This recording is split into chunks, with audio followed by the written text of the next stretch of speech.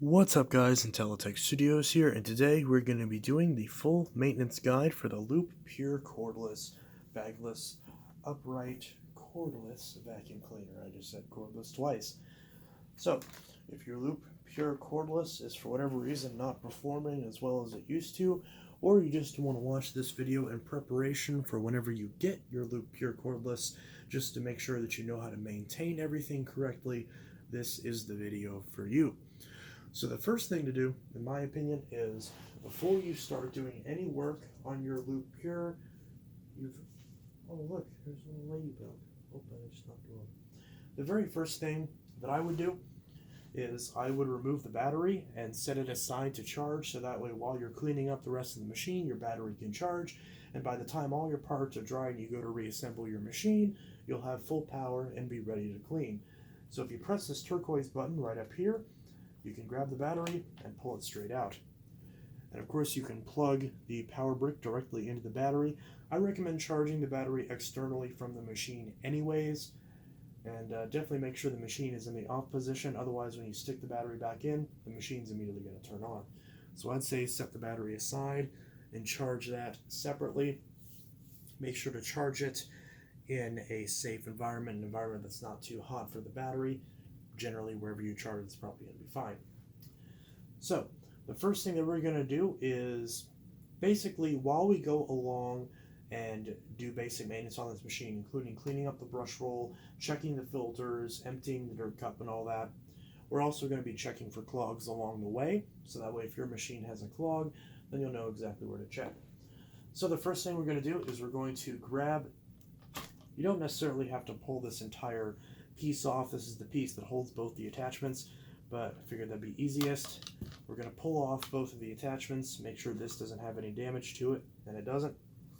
We're going to grab both these attachments and make sure that the brushes are free of any sort of hair and lint.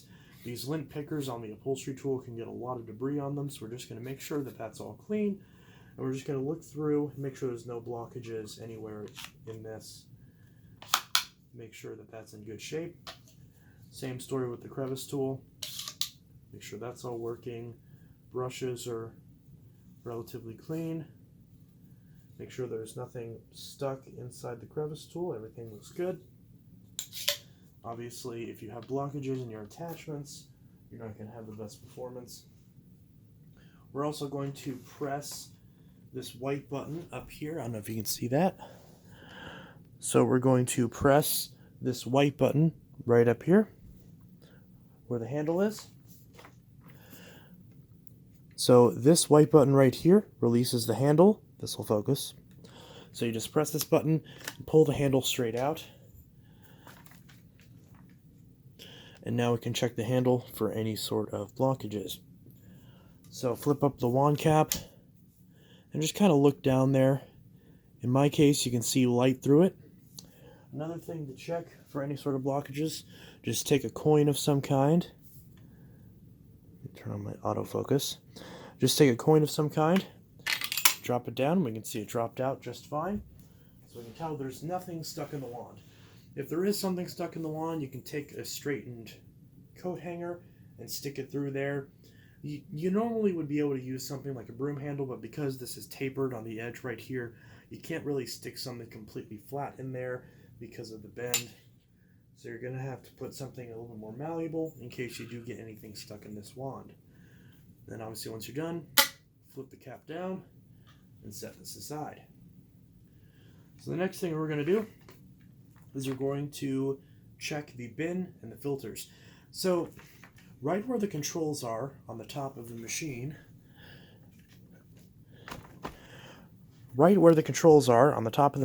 right here, we can see there's a little white button.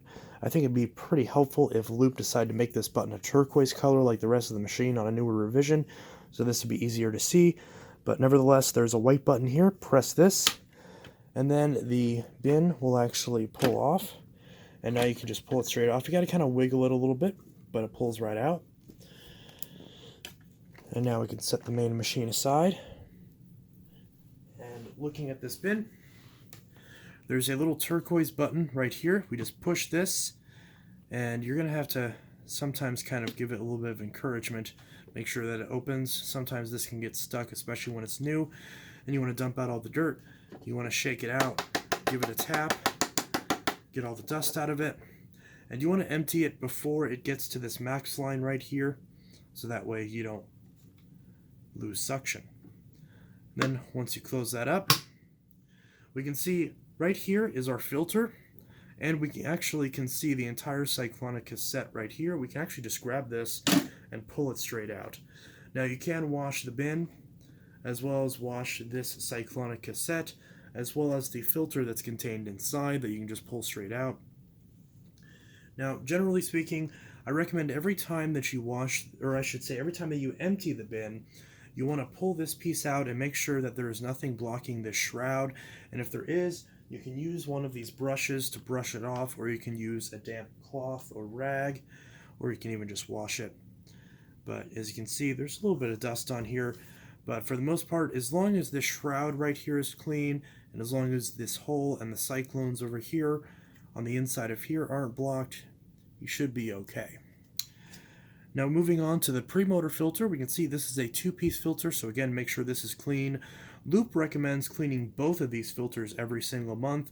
I don't find that necessary. I've been using this vacuum on and off as my primary cordless vacuum for the last several months, and the worst that this filter's ever got has had a fine layer of dust on it. I did just vacuum this filter off, and I do recommend that you should have a full-size vacuum anyways to go alongside this, unless you perhaps have a very small apartment. But otherwise, you can use another vacuum to just vacuum off this filter, or you can wash it as well in tap water.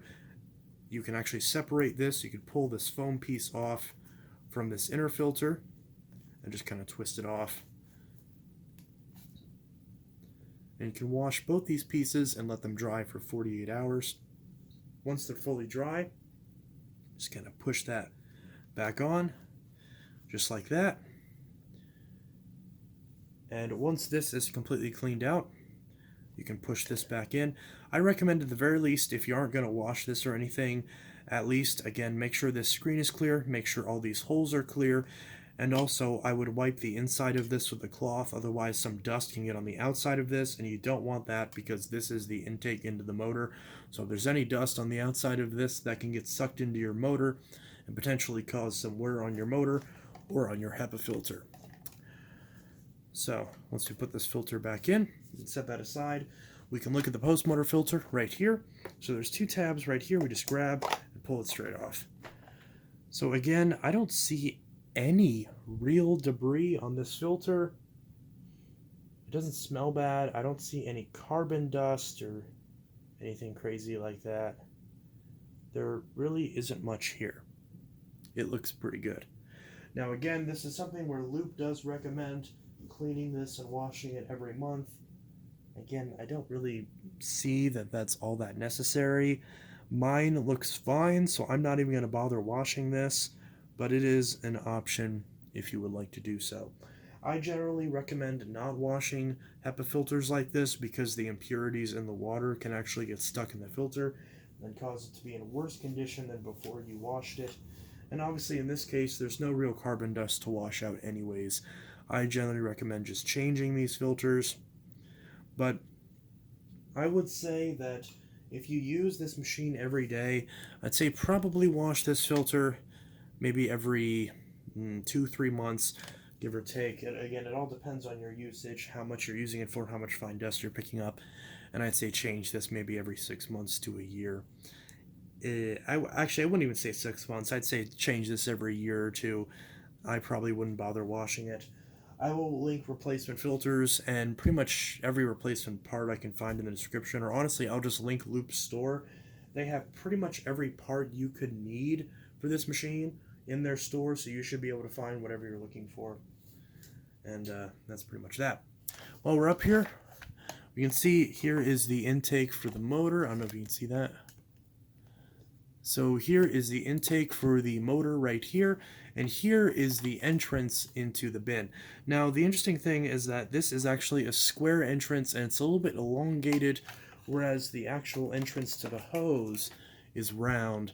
So if you are sucking up any sort of big debris, it is likely to get stuck in here or stuck on the entrance into the bin to the point where you have to disassemble it.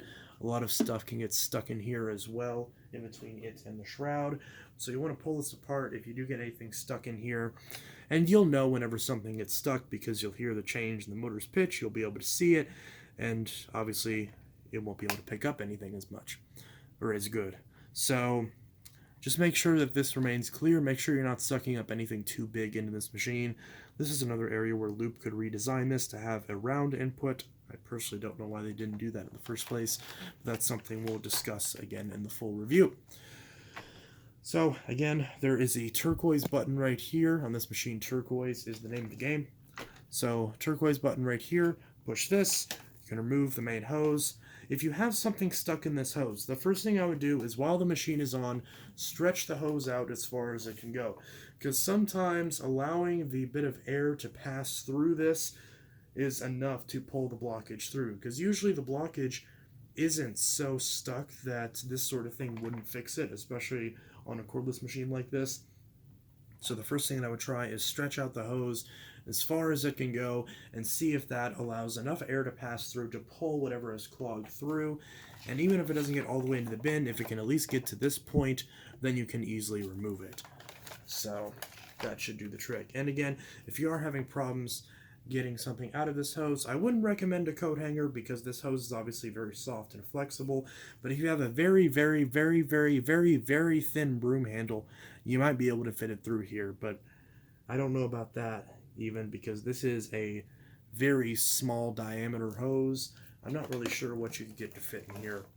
But chances are you probably shouldn't get anything stuck in here anyways if you're not sucking up anything you're not supposed to. And I certainly haven't had that problem. So if you do have that problem, good luck. But again, stretching it out should do the trick. And most of the time, if something is going to get stuck, it's going to get stuck right there. So now that we have the hose detached right here, we're actually going to detach the power head. So again, turquoise button. There's a turquoise button right here. We just push that and we can pull the main unit away from the power head and set it aside. And now we can look primarily at the power head. So the power head is right here. So as we can see, again, in the case of this hose, we would want to try to make sure that if there is anything stuck in it, that we can stretch this hose out first and see if that sucks it through. If it doesn't, I would say actually put this back into the upright state, and you should be able to stick something through here to push it out this end. You're probably going to have to remove the brush rolls to make it easier, but it is something you can do. And while we're here, we're going to show you how to remove the brush rolls as well, in case you need to get in there to remove any hair or anything like that. So the first thing we're going to do is we're going to get a quarter or a coin of some kind. There is 2 little notches right here for each brush roll. And you can, as we can see right here, there is a unlock icon on both of these. So we're just going to twist, starting with the main brush roller. We're just going to twist that and it immediately unlocks. And we can see here's the end cap. We're going to make sure there's no dirt or hair or anything stuck in here. You can wash this. And if you do wash it, I do recommend putting a small drop of oil, just basic oil, into this little cavity right here, just to lubricate this bearing. But now that we pulled that out, we can pull this brush roller straight out. And again, you want to make sure there's no hair or anything caught in here. You can see there is a little bit of dirt in here. Again, you can wash this brush. We don't see any hair wrapped around this, but we can of course pull anything that's stuck in the bristles out of it and make sure that that is completely clear. Obviously, in this case, it's a very thin diameter brush roll, so stuff is likely to get wrapped around it if you're not too careful, especially if you have a lot of long hair. So you want to check this periodically and make sure that this doesn't get jammed, because if it does get jammed, you could potentially have problems. I would say if you have long hair, check this at least once a month. If you have relatively short hair, even if you have pets or something like that, as long as they don't have ridiculously long hair, you probably get away with checking this brush about every 3 months. Again, it depends on how much hair, depends on how much square footage you're cleaning, it depends on all sorts of different factors. So it's when it comes to filter change or any sort of maintenance, how often you do it should be based off of your usage, and after you do it a couple times, you should get a rough idea how often you should take care of your machine in order to prevent any sort of major buildup that could cause damage to it, because obviously context is different in everyone's cleaning environments, and putting hard caps on it doesn't really seem to understand that context. So as we can see, this brush roller is fine. We're going to set that aside. So I am going to actually wash this, because especially this side is kind of full of gunk. So I'm going to try to clean that out. And we're going to do the same thing with the soft roller. So again, this one actually twists the other way. And again, pull this end cap off. Again, same story. Make sure this one is clean. This one doesn't seem to get as dirty. Again, drop of oil in there when you put it back on. That's my recommendation. And the soft roller pretty much just pops right out. There isn't much there. Make sure there's nothing caught in this gear on either of these. Make sure these wheels are spinning freely. If they're not, a little bit of lubrication can go a long way. Again, just some basic oil should keep that going. And should be good. So yeah. Anyways. So this is the underside of the power head. We can see there's the intake right here. It is kind of underneath a couple little, slotted areas, I guess you could say. It is kind of trapped in there. So a lot of debris can't get stuck in here. Just make sure this is cleaned out. You can always wipe this whole thing down with a cloth. These little soft front strips you can wipe down with cloths. Keep them clean. There's a back strip right here. Again, you can keep this clean. Wheels, again, make sure these spin freely, and you can clean those up as well. And that should be pretty much that as far as maintaining this. This soft roller, for some reason, loves to get like little cuts in it from hair that gets wrapped around this. So I'd say monitor this soft roller very closely, because this sort of composite material really does like to have problems. But so far this one is okay, other than all the little nicks in it. But yeah, again, just make sure there's nothing stuck in here. Make sure there's no hair wrapped around it. Make sure it's not too dirty. You can wash. I'd imagine you can wash both these brush rollers. There's nothing in here that indicates that you can't wash them. As long as you dry them out thoroughly, you shouldn't have any issues with that. See, there actually is some sort of grease on here. So if you do wash this, make sure to put a little bit of oil in this and on the cap. So this is greased properly. I don't think that's the right one. Yeah. Just to make sure this is greased properly, make sure that this is spinning freely as it should be. So that should be that. And as far as putting this back together, obviously you basically put it back together in the reverse of how we took it apart. So we're just going to do that real quick. Alright, so I'm going to set this up like this. It kind of just balances on its own. Now the star shape on either of these goes in the end where these little divots stick out. So you can just kind of line that up and push that into place. Just kind of push it down there. It'll pretty much line up itself. And then we're going to take these. So the smaller cap goes for the main brush roller, and the bigger cap goes for the soft brush roller. So again, just kind of put this on here. Just kind of line it up. Just keep track of this little diagram right here and line this up. Honestly, and then once you put it in there to where it's flush like this, you just kind of turn it until it goes in flush. Then you can take your coin and turn it, and that locks it into place. And now this brush roll isn't going anywhere. Same story with the soft one. This little star head goes in right at the edge here. Put that in. Again, make sure that's clear. Kind of twist this, or kind of line this up with that until you kind of get it lined up. Like that. Can be a little bit tricky. Okay, sometimes it doesn't want to go in. And then there we go. Okay, so once you get this lined up like that, then we twist it like that. So again, they go in opposite directions. Once you get that, that should spin just fine. This one should spin just fine. They should both spin freely. And that's when you know you're good.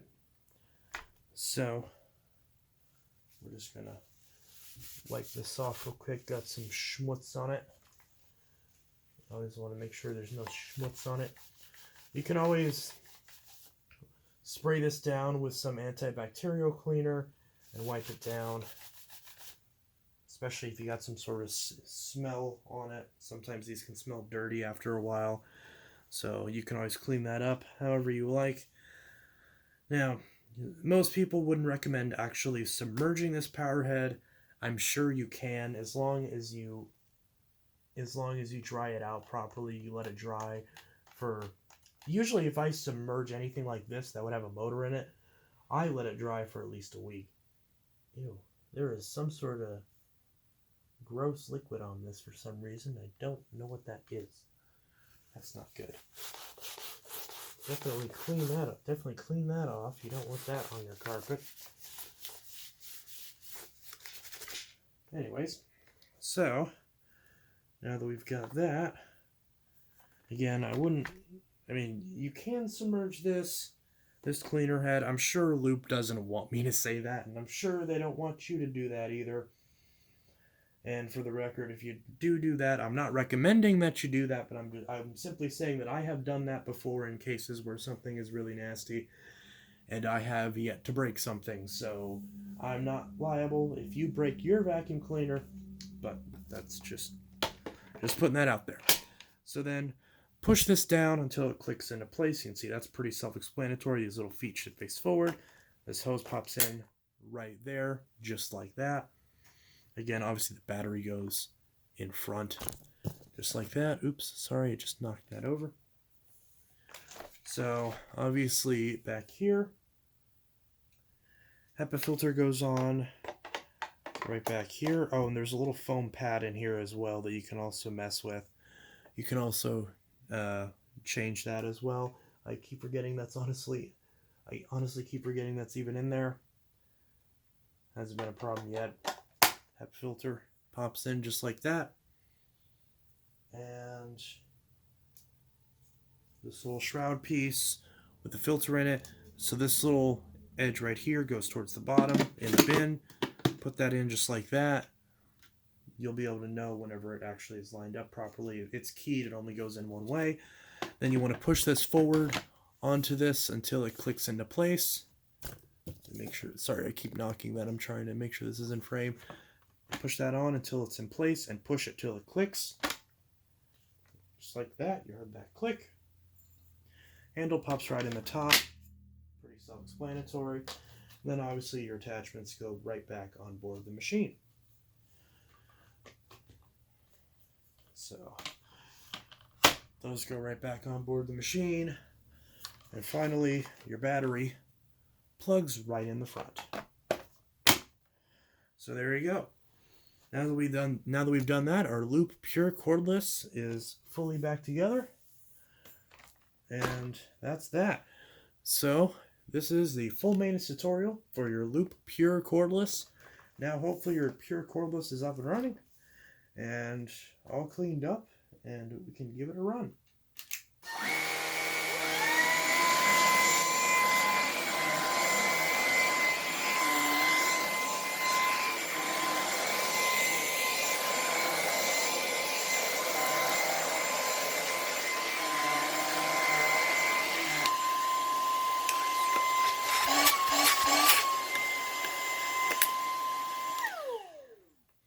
So that was the full maintenance tutorial for the Lupe Pure Cordless. Hope you guys enjoyed this video, and I hope you found it helpful. This is Untitled Studios signing out. I'll see you guys in the next video, and I hope y'all have a good one. Peace.